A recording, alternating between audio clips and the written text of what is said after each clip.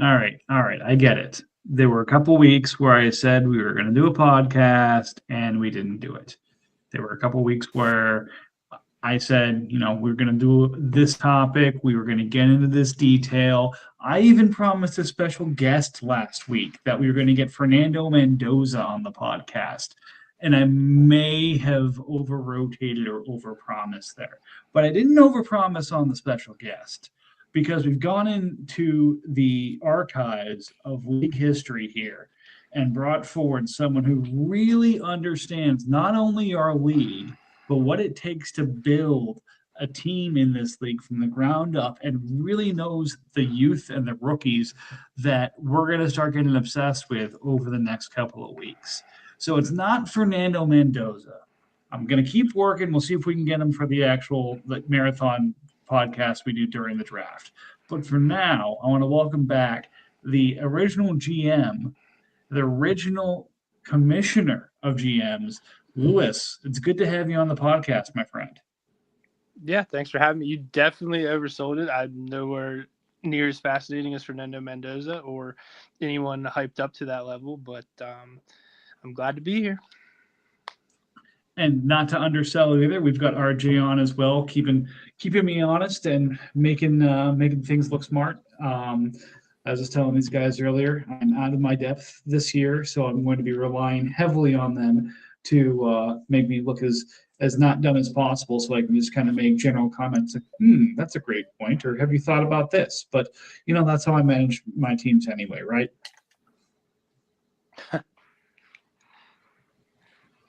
Cool. So it's been a couple of weeks, so just kind of things that have happened. Goose was nice enough to generate a mock draft, I think using his AI agent that he's been putting together to look at fantasy football. That gave us a mock draft that went actually a couple of rounds long. What I want to do is Lewis put one together as well for the first round. Kind of go through the first round, see where they agree, where they disagree, and really hit on what we think is going to happen in the first round of the draft here. I think that should give us a good bit of content to talk about really where things are going to be starting off in a couple of weeks. And then we'll talk about any trades that have happened. I know it's been a little bit quiet just because I'm not trying to completely turn over my entire team three times between now and the draft, which usually generated a lot of these picks and a lot of these trades. But, still plenty of time before our draft gets going to flip some things up. So any other thoughts you guys have before we jump into it? Nope. I could probably talk you in. I can probably talk you into a couple guys that you might want to trade for. So you might get the itch to trade and move around, but I'm excited to dig in. Let's do it. I like it. So first pick, no surprise. Both Goose and Lewis went on a limb here and saying Jeremiah Love's going to the Giants. He's the best prospect. He's the shiniest toy, and that's what the Giants love. So again, I don't think there's any wild surprises there. Any major insights you want to share on Love and what you like about his game, Lewis? I mean, nothing like earth-shattering. I'm probably differ slightly just because, again, like I noted here on a couple of these guys, but I think Love's the first pick regardless of the format, which is probably a little crazy to some that play 2 QB leagues because obviously that would make Mendoza extremely valuable. But I just think that Love's upside and just being able to separate himself from literally every other positional player in this draft just makes him that much more valuable. So I just feel that Love's the runaway 101 really in any league, regardless of, unless there's some like crazy, again, we've made a bunch of the crazy leagues, but if there's something that like handicaps running backs in some way and gives a ton of points to quarterback, that's probably the only way Mendoza would be my 101. But yeah, for me, it's Love every single time. Yeah, I mean, not much to say there. Anything you want to add on Love, RJ? No, I mean, I expect him to be good, like day one productive in the NFL. He deserves the 101, but I do think that he is the worst of the 101 running backs of recent memory. So, like when we put him up against a Brees or a Bijan or Saquon, I think he falls short of that mark. But he is still the best talent in this draft. Yeah, I think I agree with that. The age is the one thing that I'm a little bit on the, maybe I could be wrong on this, but I think the fact that he's already being juiced up to RB4 in a lot of Dynasty or top 5 RBs in Dynasty right now, maybe a little bit overly optimistic, but we shall see. So second pick is where we actually get our first divergent, which is really great. We have Lewis having Colts somehow get rid of Davis Mills and take Fernando Mendoza.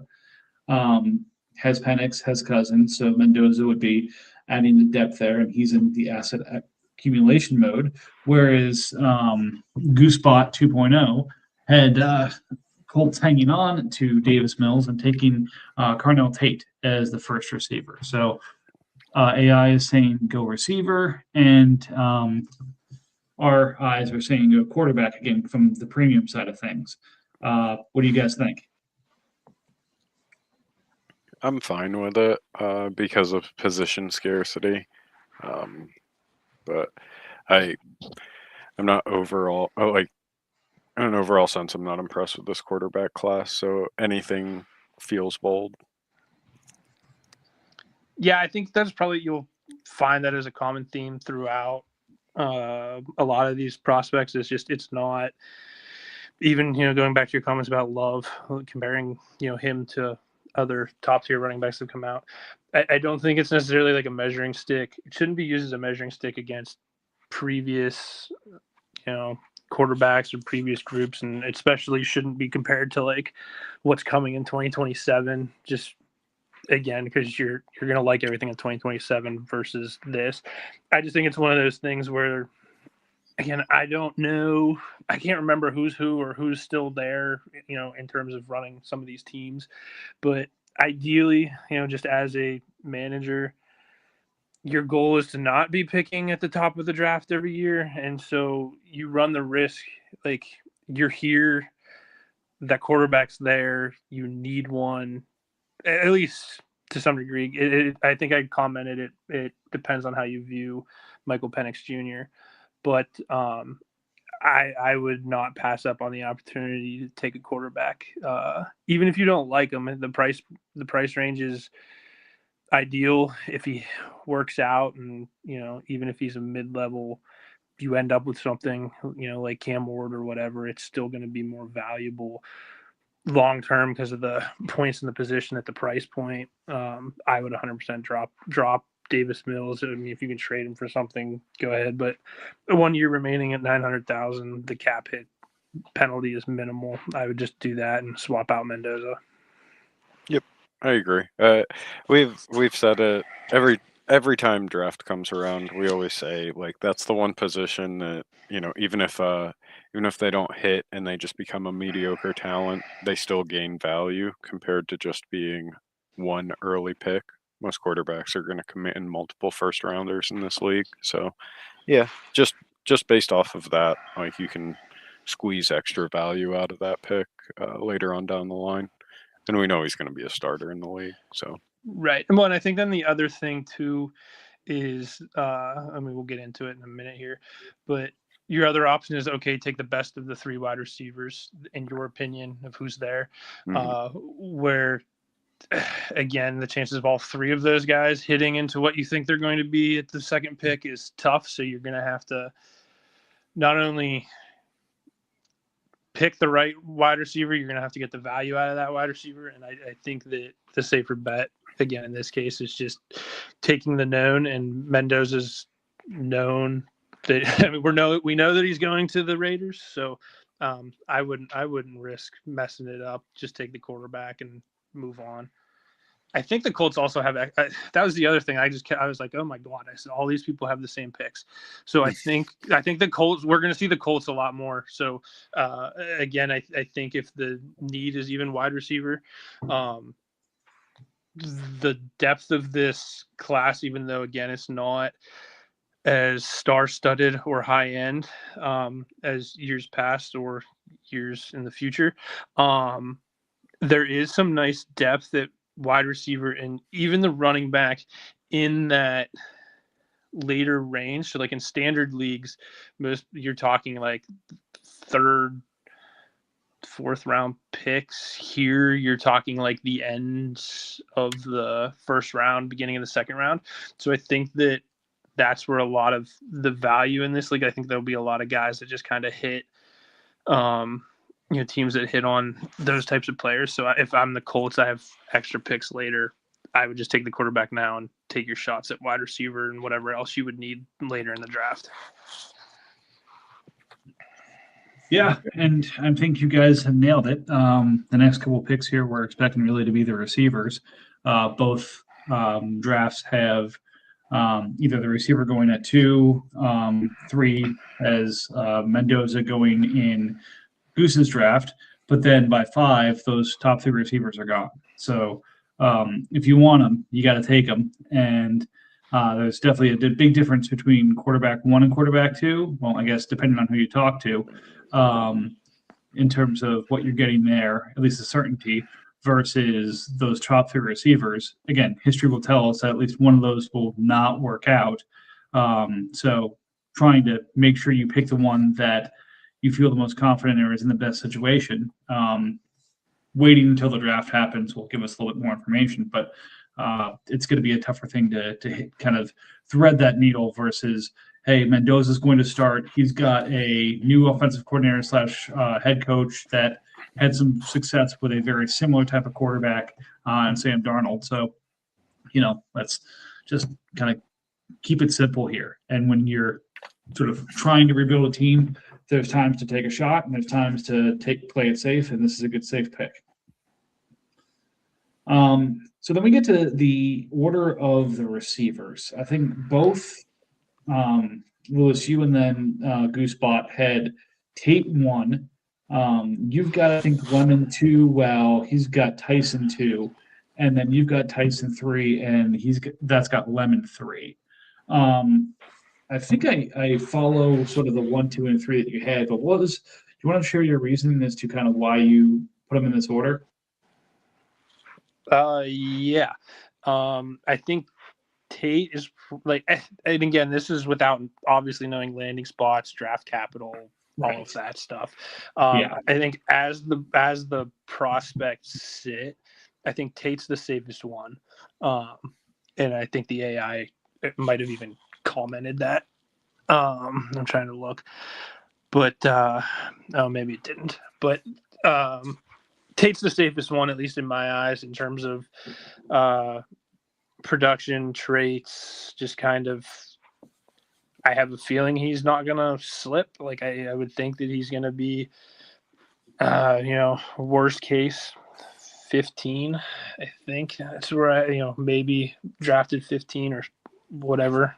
The other guys, have a little bit of buzz to them that, they could go, as high as, 8 or as low as, I think there were some Mekhi Lemons even dropping into like the early 20s, which I don't think that's going to happen. But, there's just various reasons. And then I have Lemon as my wide receiver 2. I think he's just going to be like a PPR merchant. So I like that, obviously. More catches. Jordan Tyson, if you asked me this time last year, Jordan Tyson was probably my wide receiver 1. I still like him. He just there's some injury issues. And then there's just some I don't know, there's just some random times where he doesn't look like he's all that interested in playing football, and that kind of stuff worries me a little bit. But I still think that he has a chance. I couldn't tell you, like you said, there's history tells us one of these guys isn't gonna pan out, I couldn't tell you which one it is. Like I don't want. I'm not even gonna be like, oh, Tyson's the one that doesn't work out. Like it could be any of them. I don't know. But just in terms of safest bet, that's just kind of how I ranked them and mocked them in the league. No, for sure. And then RJ, do you have a similar sort of Tate, Lemon, Tyson, or do you? I don't know necessarily, since you're sitting sixth. Screw with your order of operations here, but you know what? I'm not going to put you on the spot. You have a lot to lose by sharing your board here, so I'm not going to do that. That's fair. I am. I will say I do think that Tate is probably the most volatile of them, and it may be just a bias towards early wide receivers or bigger early wide receivers. But I do think that if there is one that's going to go the route of a Mike Williams, Corey Davis, you could even say Marvin so far, where they are a part of their team, but they aren't the focal point. He feels like the person that we are hoping more, like we see the traits, but like, will it translate to the NFL? So, right. And that's huge. I think that's also one of the things, like, the landing spot for these guys is going to be massive. Like, I'm feeling like one of these guys is going to end up in Cleveland, like, and like maybe you get one ending up on the Jets. But there's a chance, like, I think it was, I'm trying to think of who it was. There's a chance that I've seen a couple different mocks where like you're talking about like maybe the Rams, which would, whoever gets drafted to the Rams is obviously jumping regardless of where the others get drafted.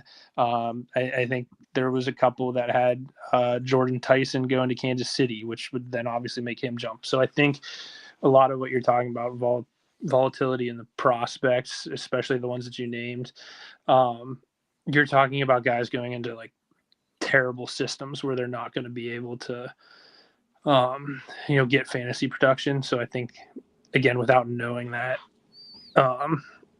it's kind of hard, but I think you're absolutely right that there's like Carnell Tate is probably the one that gets mocked most to either the Jets or the Browns, and that's probably going to be terrible for his upside in terms of fantasy football.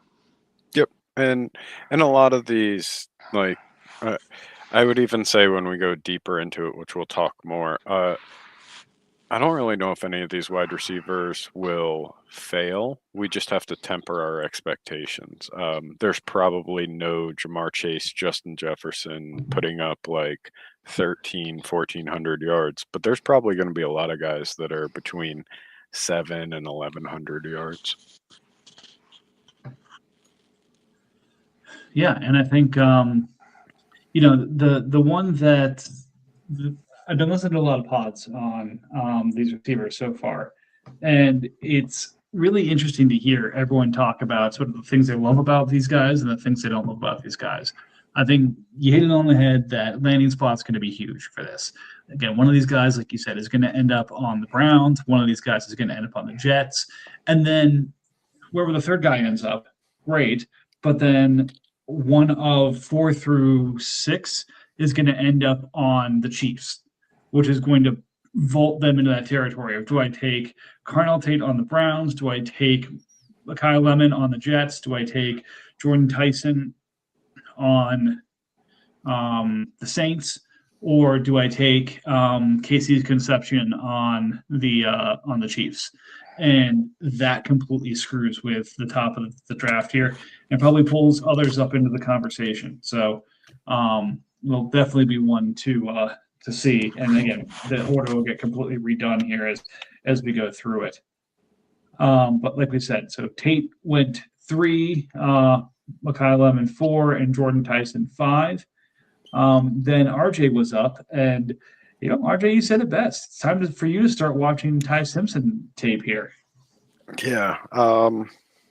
I can't really say that he was on my radar, but everybody keeps mocking it to me, so I at least have to listen. I don't think you're going to be crazy about the tape. It's not fantastic. There's some good stuff in there.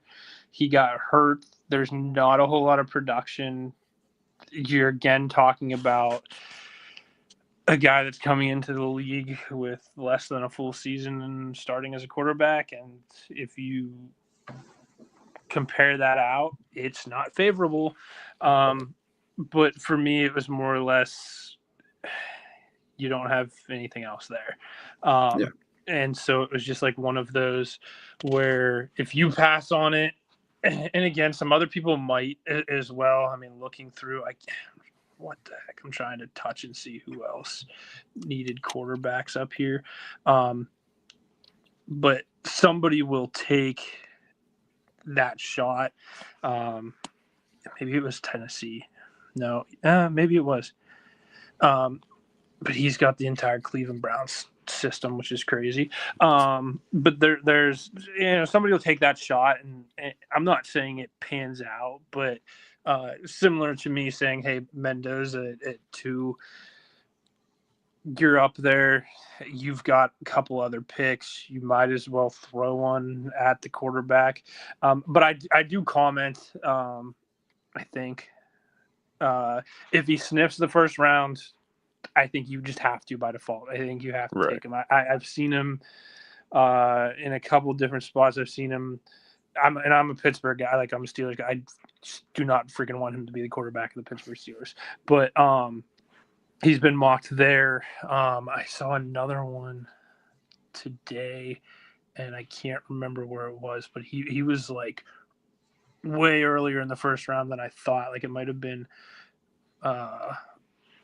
15th or something like that. I'm trying to look. I'll look it up. I'll let you talk. But and I've seen him in other mocks to like places like Miami. He's kind of all over the place. So if he smells the first round, I think just by perceived value alone, I think you have to highly consider it. If he doesn't, did I write a backup plan? Yeah. So if he wasn't the first round, like even if he's in the second round, I still probably don't touch him this early. I put Kenyon Sadiq as a nice fit. I don't know your thoughts on him, but I figured at that pick, I mean, outside of the format, there's really been a top 5 for months now at this point, being some order of Love, Mendoza, the 3 wide receivers, and then that 6th spot has kind of slowly solidified into Sadiq. There's some other guys that have been creeping up there now, and I think again landing spot will be huge, but I just kind of identified like you need something better than Charlie Kohler, so I also just tossed Sadiq there as also an option at 6. I do agree with or I like the Sadiq as the alternative. I think like using a pick that early, I don't think it's an unreasonable thing when the tight end is being valued or at least talked about in such high regard. I don't think it's a terrible idea to take the tight end 1 or just the number 1 player at their position. Typically that's the player that's most likely going to pan out from that position, or at least we would hope so. The Ty Simpson one is interesting. I'm open to the idea of it. I will say that just looking at the tape that is out there, I can see why a lot of people do expect him to go to a favorable spot in the NFL draft. He does look like the archetype of quarterback that is succeeding in the NFL right now. So I can see it, and depending on landing spot, he's probably somebody that is very much considered, especially at that 6th spot. But I do agree, as of right now, Sadiq is most likely the guy that we could assume is the 6th best value as far as like that assessment, and then depending on where Simpson gets drafted, he belongs in that conversation. I will say that some of the wide receivers creeping up the boards, those have they have definitely provided more options or considerations at 6.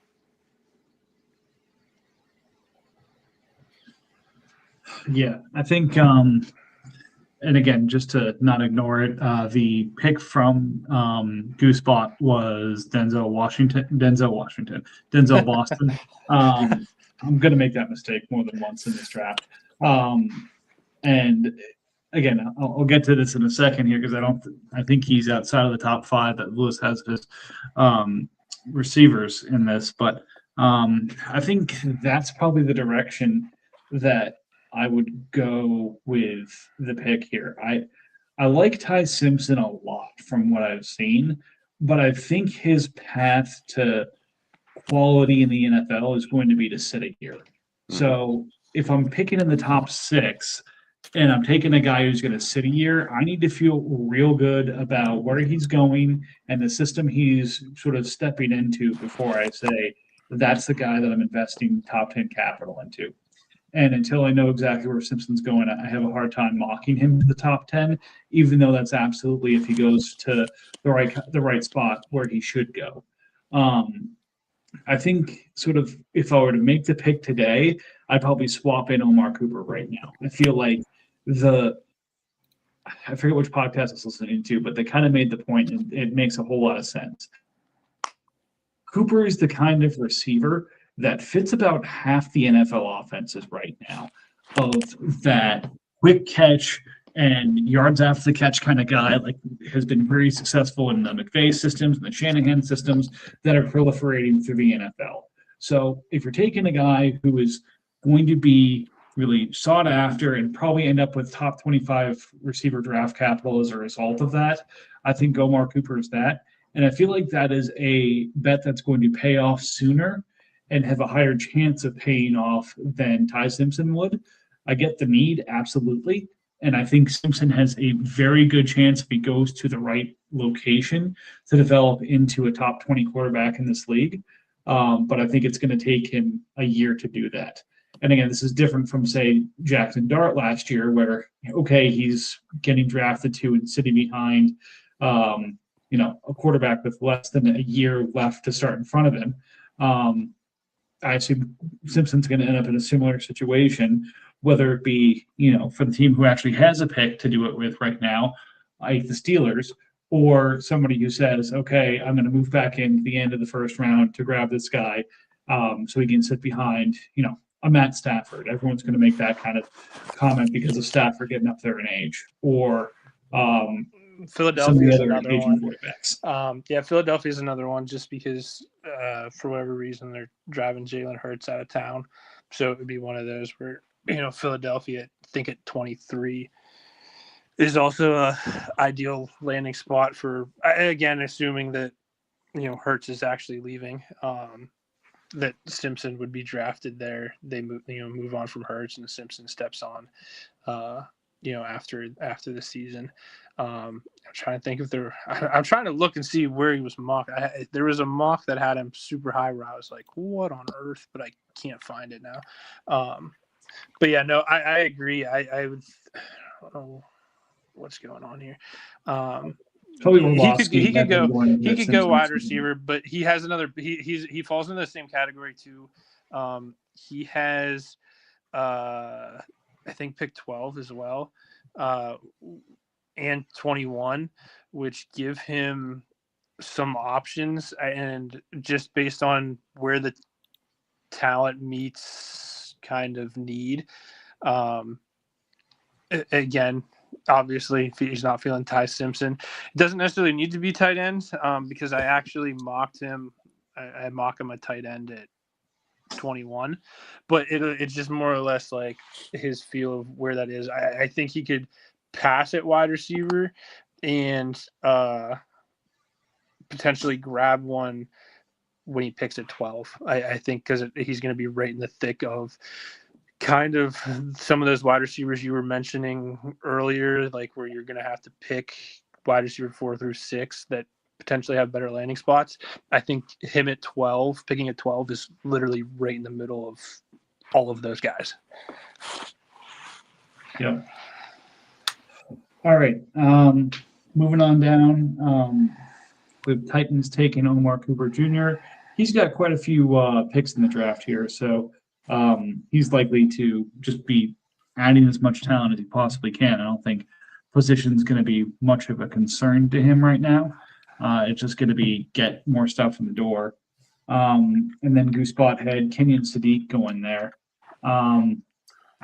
Again, and I think you actually have Sadiq going at 9 to Titans. You had mentioned, Lewis, that you're seeing Sadiq kind of creep into that 6-7 conversation, and you pushed him down to 9 here. Was it just because of potentially less of a premium position on tight end here, or what was your thought in terms of bumping some of the other sort of next tier of players above Sadiq? I think it's a little bit of team composition and build, more so than him not being talent. I have him in that 6-7 range. I don't want to say for certain that he's my 6, but he's up there. I honestly am probably with you. I probably prefer Omar Cooper Jr. at 6. If you like Luther Burden, I think you'll like Omar Cooper Jr. And for a lot of the reasons that you said, but I think it was more just like feel. I also kind of, in doing this, you'll see like I kind of say, hey, if this happens in the NFL draft, I like this guy. So there's a my pick 8 there is Jadarian Price. If he goes round 1 to Seattle, he's going to skyrocket up the board. And I think that then that need just kind of fits.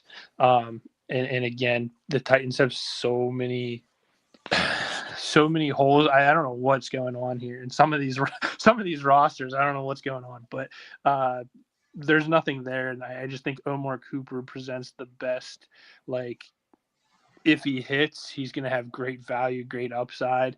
If he doesn't and he's something mediocre, it's okay. I just kind of was like, he has multiple picks. Let's try to swing for the fence with the first one. And that's why I have Omar Cooper at 7 and Sadiq at 9. Yeah. And then, Price you have right there at 8.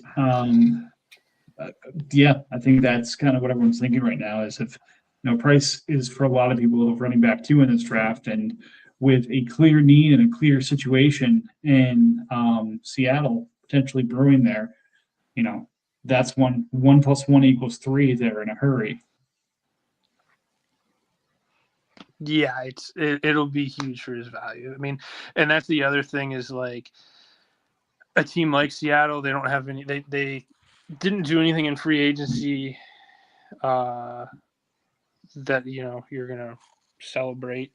They don't have anybody healthy because their other guy, I'm not even gonna try to pronounce his name because I butcher it every time, but he's on IR to start the season, and somebody will have to double check it, but I'm fairly certain he did not have his surgery as early as he was supposed to. So I think he's going to miss even more time, which means they need a running back. There could always be draft day trades or something, but I think Seattle at 32 has to take a long look at a running back, and Jadarian Price makes sense. And so if he goes there, we're talking about some of these wide receivers starting to creep up. This running back group will also creep up depending on their landing spots, because I think that that's part of the problem with the group now. Not that they're terrible guys in here. There's just not that, like, they're not as good as,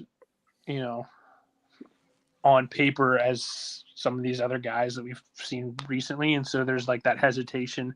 I like a couple of these guys in particular for different roles, but me, I never was like, sign me up for the, sure thing. Like I always was like, give me Tony Pollard, give me Duke Johnson, give me those are the guys that I always liked. So there's a couple of those in this draft that I like, but I think if Jadarian Price gets end of round 1 draft capital or very, very, very high second round draft capital, I think he's going to skyrocket. Absolutely. RJ, any thoughts kind of here around, say, the end of the top 10 of the rest of the receivers, the second, third back starting to go? Anything surprising that you're seeing here, sort of the top 12? No, not particular. It's Jonah Coleman. And that's interesting as a running back 3. But I think that I think everybody's opinion on who the running back 2, 3, like that's all kind of the player you like, or just what you've been hearing recently. I will say in reference to Charbonnet, he had surgery on February 20th, which was a month after his injury. So yeah, even with a 9-month timeline, he's probably not going to feel comfortable until next season, not even this coming season. So I do agree that maybe for this draft we view the running back taken by Seattle how we typically view the Dallas running back taken in the second round when it happens. But yeah, nothing in that group that stands out to me as some wild take. Yeah, I do think. Go ahead. Sorry. I will say I assume Bailey and Styles will go like even earlier than 14 and 15. Like I wouldn't be surprised if at 12, one of them is already gone. Like if when I come back up at 12, I only have one to choose from out of those two. Not saying that I would, but I could see one going basically top 10. Yeah, I could see one going right at 10, and I comment as such. Oh, yep, I see it. Yeah, the Bills' probably weakest spot, outside of not having running backs on the roster for whatever reason. So I think he has to address those two positions. And again, some of this is me measuring value, but also taking in specific team needs. And because it seems like so many of you have multiple picks, that I'm also going like, hey, because of this, it makes certain players a little bit more valuable. Because again, Eric's picking there at 10. What's more likely to be on the board for him again at 17? Is it going to be, the running back that, again, you're talking probably at that point, he's probably on running back 4, 5, or edge 2. And so, and definitely, I think edge 3 would still be there at 17. So I think because of that, Jonah Coleman's probably a slight reach at 10 right now without knowing draft capital or landing spots. But Jonah Coleman's somebody I've loved going back to last season. If he's drafted somewhere in the first 3 rounds, he's going to join a list of Ashton Jeanty and Travis Etienne of having 125 rushing attempts with 5 yards a carry or 5 yards I think 5 yards a carry per attempt, and like some crazy PFF grade of like 90 plus. So he's in pretty good territory. There's some other, I think he also joins Kyron Williams, Chase Brown. I'm trying to think of who else. 75% of their rushing yards coming after contact, breakaway rates above 35%, and averaging 20 receiving yards a game. So like Jonah Coleman has some sneaky, statistics that are saying like if he's in the right spot, he could be kind of useful. So again, with kind of what's there at running back, I also note, if Price doesn't happen to go for whatever reason in the 2 picks above him, like Price might even be the better option at running back there. But I think just because, again, where he's picking again at 17, he can go edge there, just kind of take the run on the offense, and IDP he can always figure out later. Yeah, and I think you guys kind of you said it here, and then kind of looking at the mock drafts, kind of in the 10 to teens range is where you start really starting to crack into the IDP side of the world. David Bailey, of course, I think being preference for you, Lewis.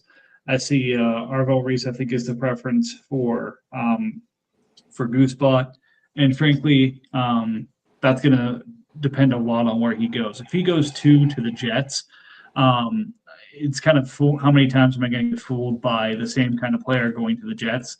It's Vernon Golston. It's those kind of guys all over again. I am not putting Reese in the same thing. That's kind of a lazy comp on my side to say, hey, Vernon Golston was an edge linebacker from Ohio State going to the Jets. But definitely it had those kind of vibes there. So a little bit in that regard. Caleb Downs is a safety. That position's been a little bit devalued in our league. If Reese is going someplace where he is a linebacker, I think that's absolutely something that jumps him in front. And I think Sonny Styles is for me the first linebacker taken. I think he is the clear LB1 in this draft. I think we've seen the value being put on linebackers in our league. And that's probably who I'm taking as the first defensive player based off of the combination of talent and position if I'm taking an IDP. And I think probably the teens is where we see that run of these 3 or 4 guys before you get into sort of that tight end 2 wide receiver kind of 9, 10, and then kind of the running back 3, 4, 5 side of the world. So it's going to be again, I call it Brave New World part of the draft where we kind of get past where people's boards are and dive into who's on the top of your draft board and who do you like better than everybody else. And I think that might happen kind of as you guys were saying, maybe by the end of the top 10.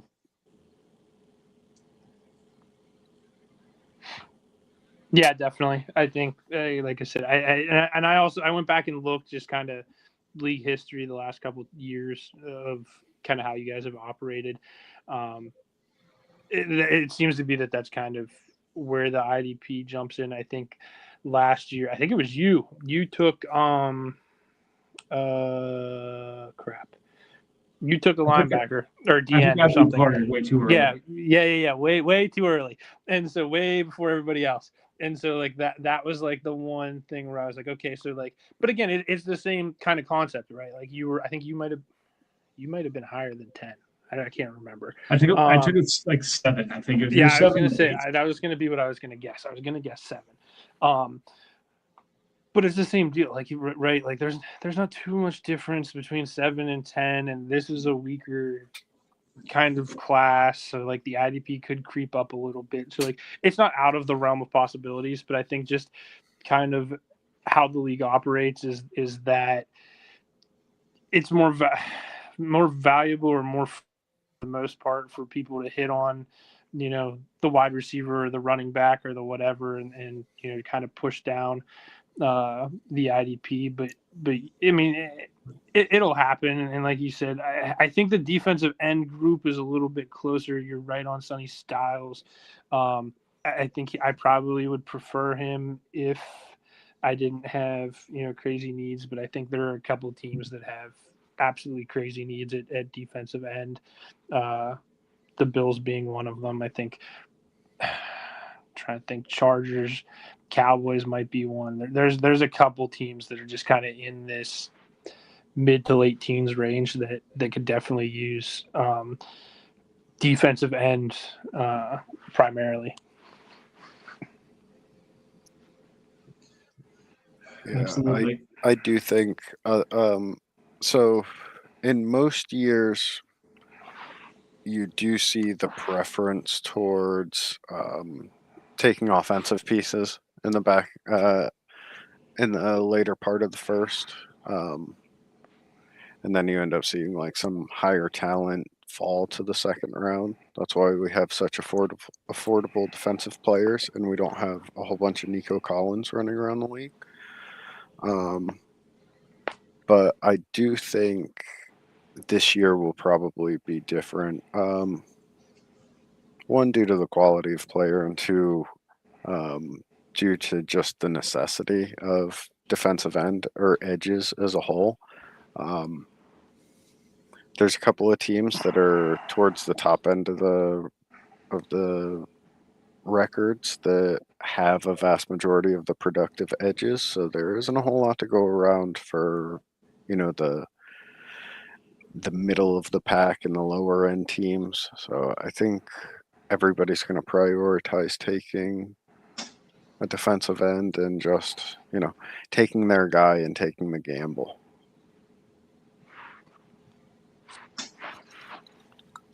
All right. Well, we're gonna get to the gambles here. I mean, they're all gambles. They're picks, but that's why we enjoy doing it. As we move to kind of the 20s here, you start getting, I say, even the riskier side of things. It's the Reuben Baines with his shorter arms and playing T-Rex. Mike Washington, who was the combine hero, but again, anytime you get the combine heroes, it's well, why'd you average 4.3 yards per carry in your last season if you could run a 4.3? Tight end is an interesting one. I want to kind of circle in on that for a second. I know a lot of people really like Sadiq and all of his measurables, but I'd be lying if I haven't seen more than quite a few mocks saying Stowers is probably the tight end one on their board. Now, if I'm not going down here and saying, hey, Ty Simpson's the quarterback one over Fernando Mendoza and everyone else has it wrong, but I think from sort of how the tight end position is played, Stowers makes a lot more sense as a tight end right now versus Sadiq, who is really just, he's a man out of his time. He's a Jordan Reed. He's that move tight end who is primarily playing receiver or slot, not necessarily inline tight end. So, I don't hate the idea of Stowers going there at 21. But again, I guess, would you be double dipping on tight end here, RJ? Is that what I remember right at this mock? No. This wasn't a double dip. This was if he went the quarterback route with the first pick, then go tight end here. Obviously, I don't recommend double dipping on tight ends, but I think in my mock for him, I had him go Simpson at 6, Boston at 12, and then obviously still needing tight end. I think Stowers is a great fit. My only issue is I don't know if he's going to be there because you'll get people. I think Eric did this, and Eric's sitting slightly in front of your third pick here at 17. I think Eric did this last year and grabbed Tyler Warren, and obviously you see how that worked out. Not that Close and Loveland didn't work out either. I mean, they're both great. So I think that that probably sits fresh in the back of everybody's mind, even Harold Fannin Jr. The success there. That puts Stowers as kind of a crazy option. And I like my stats now more than anything. And I know you were like, oh, he might be up there. He's going to join a list of Brock Bowers, Mark Andrews, and Harold Fannin Jr. with yards per route run of over 2.5, with a contested catch rate over 40%, missed tackle rate of 25%, and I can't remember what this other one. I can't read my own writing. Whatever yak per reception is, greater than 7.5.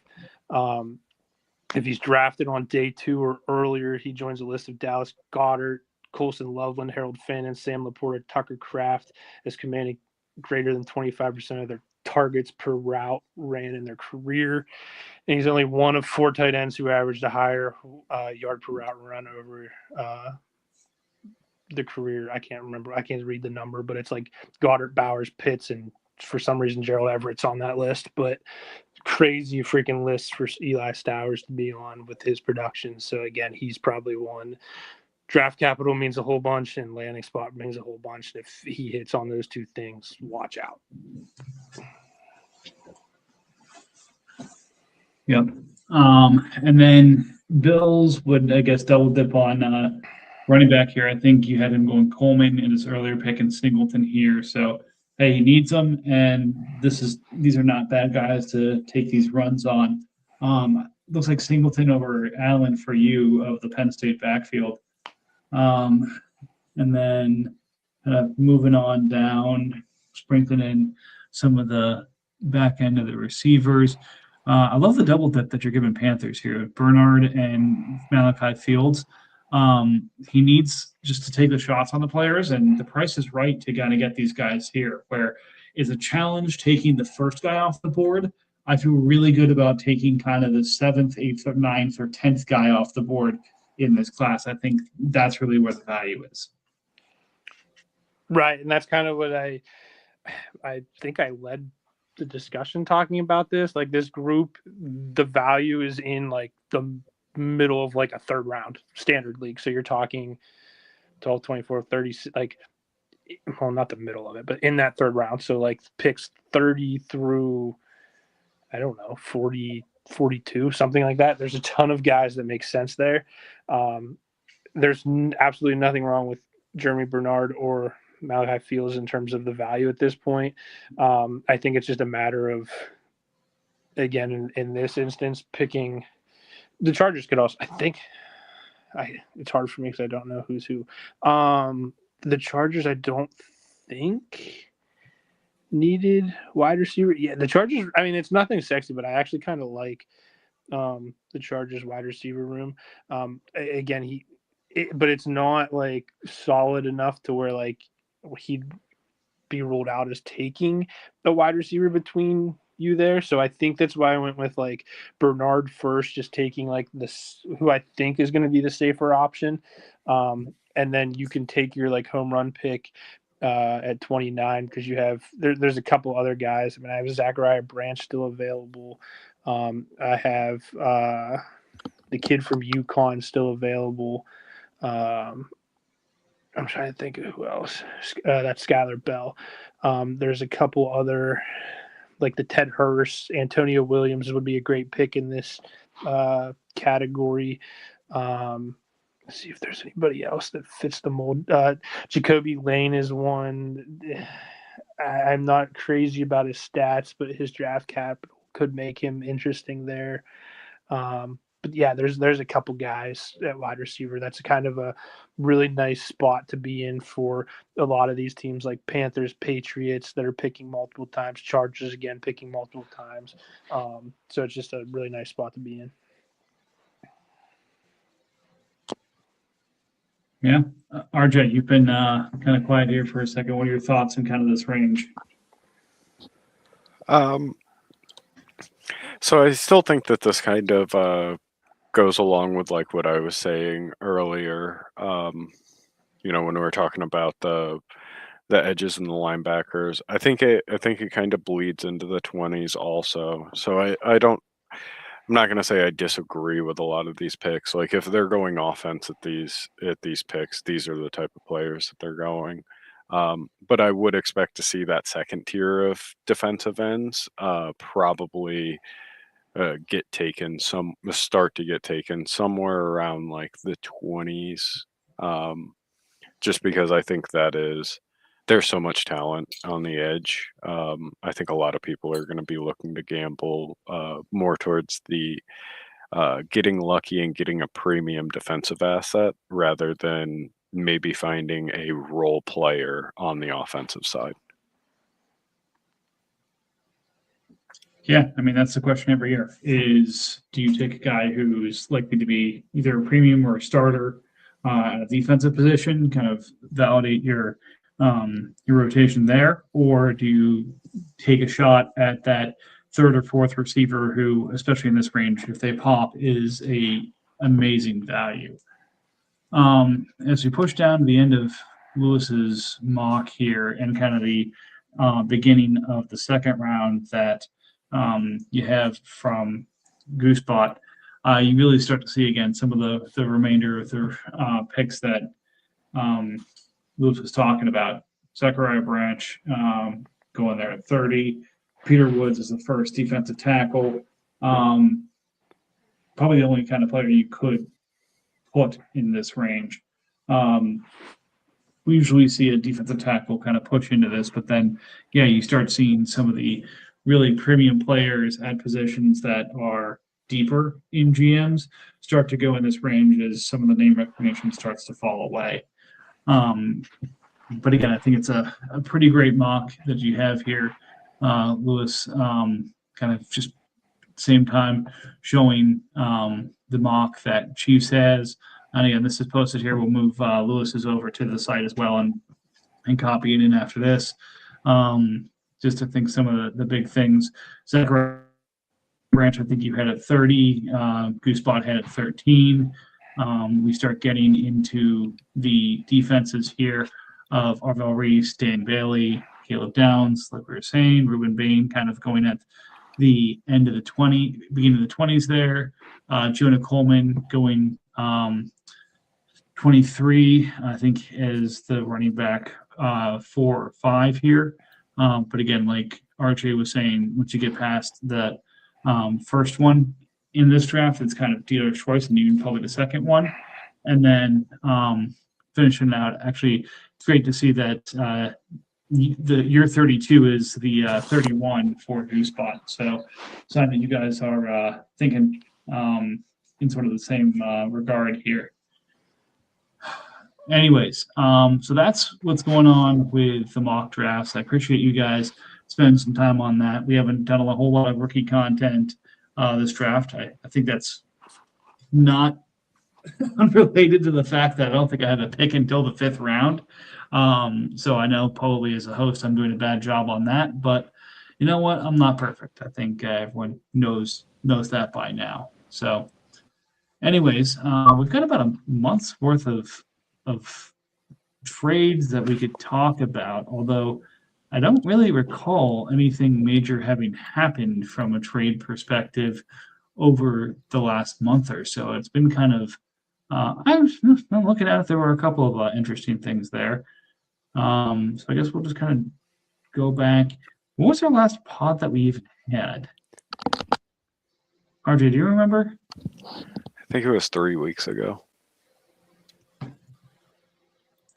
So we hadn't talked about, we'll do the last 10, starting with Kader Kohu for the Chiefs, given a 27 5th and a Bears 27 5th. Again, I think Bill, why am I talking about corners? You know what? Let's just kind of get to the ones that actually matter in this. Chiefs giving up Jade Barron and 2/3 for Alex Anzalone. Well, I think right after this trade signed with Tampa as the likely Lavonte David trade or replacement. So how do you feel about that? A round 1 corner in terms of draft capital in real life last year, and then 2/3 for a potential starting linebacker 31. But again, in probably do you guys agree he's going to be in that David role? Very likely. Yeah, he's very capable linebacker. I think he's kind of gotten over early career injury issues and has basically been a stud for the last decade, or in some capacity. Yeah, I think it's perfectly fine. Like he's getting older. He's in his 30s, so you're not gonna be paying like a 2nd round pick or anything like that. But stacking some 3rd round picks and a cornerback that he'll probably see the field, like that's fine.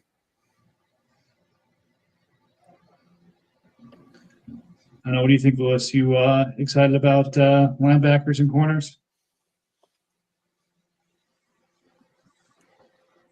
We lose him? Yeah. Oh no, he fell out. I got to let him back in. All right, there you are. Sorry about that. Can you hear me? Yep. All right. Yeah, I don't know how I got back into the waiting room or whatever that is. I forgot what you even asked me. Sorry. The trade here, the Chiefs and the Commanders, is that what you're talking about? Yeah.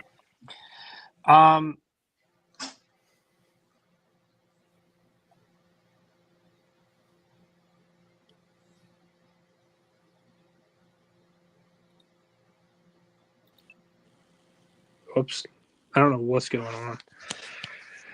But I'd probably rather just like the picks. I mean, I don't know. That's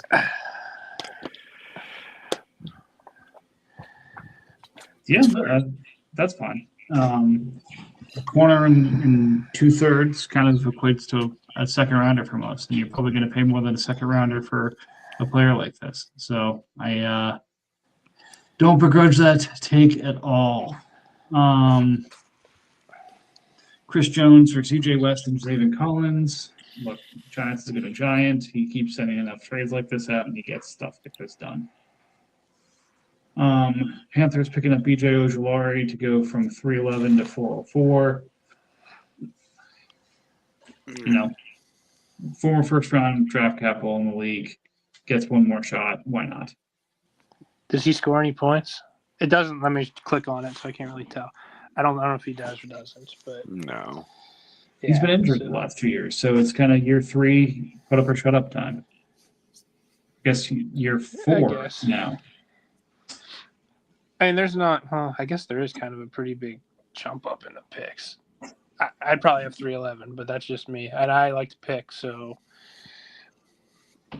what do I know? But I guess I don't know. I mean, if he can put it together, but I don't think. How many years? Just 1 year? Yeah, I don't. I'd rather have 4 years of whatever you're picking at 311 than that. Yep, I agree.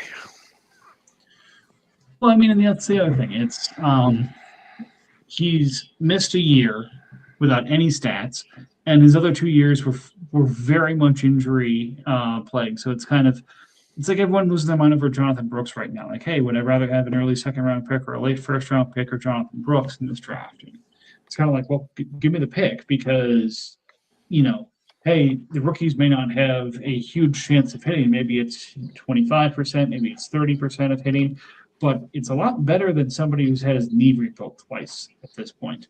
And I think it was the same knee too. So that's kind of how I feel about Ojulari. I like him a lot. If I acquired him probably once or twice to my team, absolutely. But at this point, I need to see him staying on the field for more than 4 games before I'm going to feel any kind of confidence about this. Again, roll the dice to go back probably 30 picks.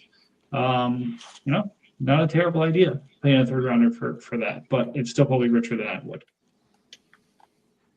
I'm not going to bore anybody with my Flacco trades. And then I was trying to figure out what was going on there. I was like, was that an accident? And then he had to pay back. Like, I don't know what you're doing with Flacco. It's flipping around, I guess. So we changed the taxi rules this year.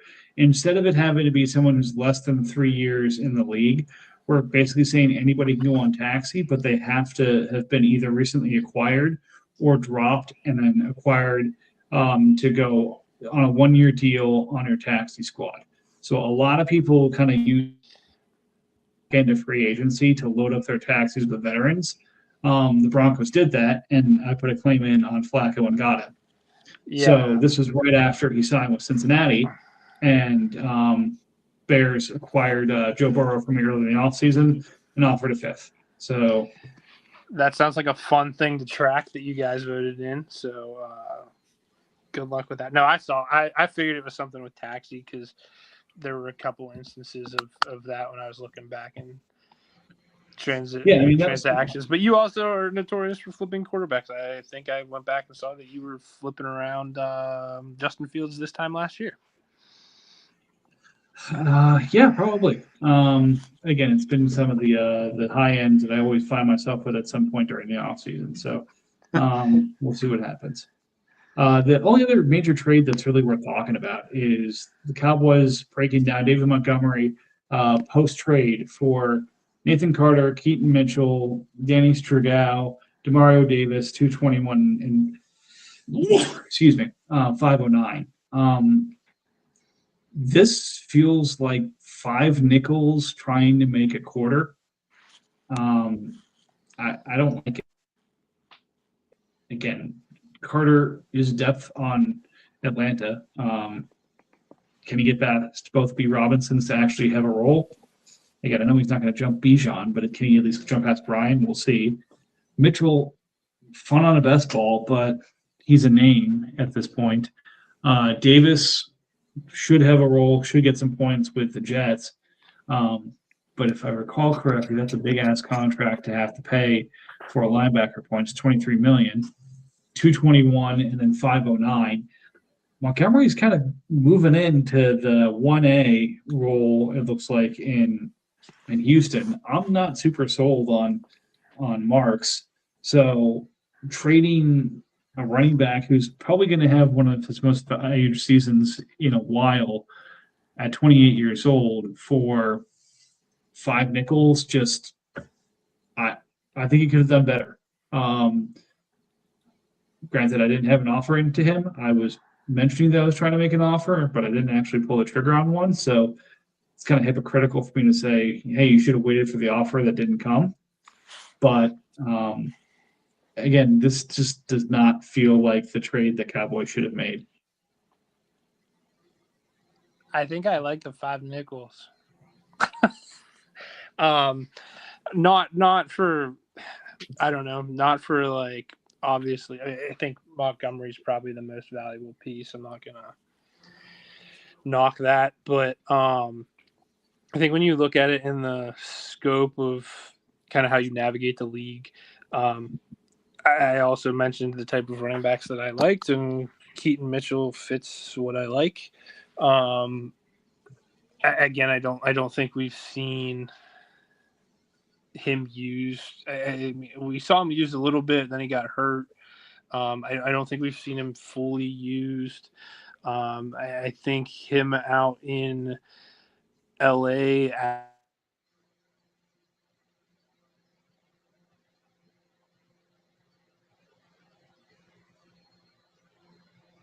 out there, the value he brought and being behind Hampton, and I think Mitchell could. He's obviously electric. I think he could, push Vidal a little bit if he gets that second spot. I think that's good. I also think he returns kicks, or at least he used to. I don't know if he still does. So you could get a little upside there. But the thing for me is, you mentioned Demario Davis at 20-some million. There's only 1 year of that. So like that's going to get, that'll disappear, and he'll have 21 million in cap space next year. Plus the picks, whereas David Montgomery, I don't know how to navigate this without being freaking logged in. Sorry. I think David Montgomery is, nope, this is Cowboys. Like 5 years of something, a 5-year contract, 21.1 million. He has 3 years remaining. I think that's a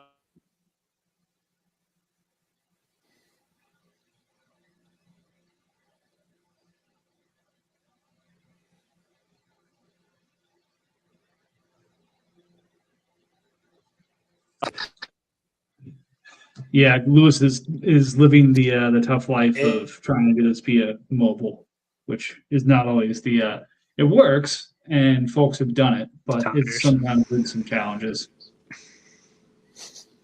What is that? Trying to do this via mobile. It works, and people have navigated it. Yeah, you cut out there near the end a little bit, but no, I think I was agreeing with you. Montgomery is the one A, maybe. I mean, even if he's 1B, there's value there, but I don't know if I see him being that for 3 more years is kind of what I was getting at. So I wouldn't want to be stuck with him at 21 and not having that role, if that makes sense. Yeah, no, I get that. And again, with 5 shots at it, you only need 1 or 2 of them to hit to get the value there potentially. So good. It's a good gamble. All right. Been 3 weeks since we've had one. 70 minutes of quality content here. A long time member and leader of this league back to contribute here. Really glad that, Lewis, you were able to join us for this, and hopefully we'll be able to get you back on a couple more times off season when you get a chance to kind of jump in and share your knowledge and research with us. But it's been fun, kind of taking me back a little bit to the first time we actually ran one of these up here.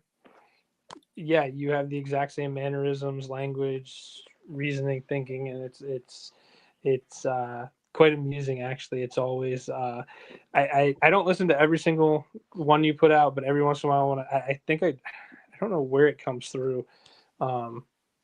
I get a notification, so every once in a while I'll play them, and I was just like, it is uncanny how, I don't know how similar it is, or how many, like, just, the thought of doing it pops up, which is why I was like, you know what? I listened to you talk about somebody paying Tyreek Hill 16 or 19 million or something, and I just got a chuckle out of it, and I was like, I'm gonna message him and be like, if you need somebody, I'm around. So it was a blast. Thanks for having me. I appreciate it, man. Well, again, we've got a couple of weeks here until we actually start drafting again here. So hopefully this is getting people's rookie fever a little bit peaked, a little bit whetting of the appetite here. And who knows, maybe we'll get some post pod action here and make some real trades, so we're not having to spend 15 minutes debating the David Montgomery trade as the most interesting thing that happened in the last 3 weeks. But again, Arch, I appreciate you joining as well as one of the stalwarts here. And look, it's a fun time of year. We're about to jump into rookie fever here and get all wet with these nice new rookies.